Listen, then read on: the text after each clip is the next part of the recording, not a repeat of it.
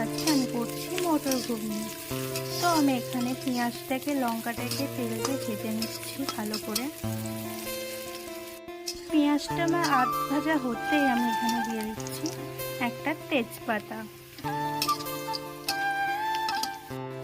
তারপরে আমি দিচ্ছি আদা রসুন লঙ্কা ও দারচিনি লবঙ্গ বাটা। তো আমার জিরে আদা রসুন লবঙ্গ দারচিনি মশলাটাকে ভালো করে কষিয়ে নিচ্ছি। পরিমাণ মতো 1 চামচ হলুদ গুঁড়ো দিচ্ছি, স্বাদ মতো লবণ দিচ্ছি আর 1 চামচ লঙ্কার গুঁড়ো। লঙ্কার গুঁড়ো লবণ হলুদটাকে একসাথে আমি মিক্স করে নিচ্ছি।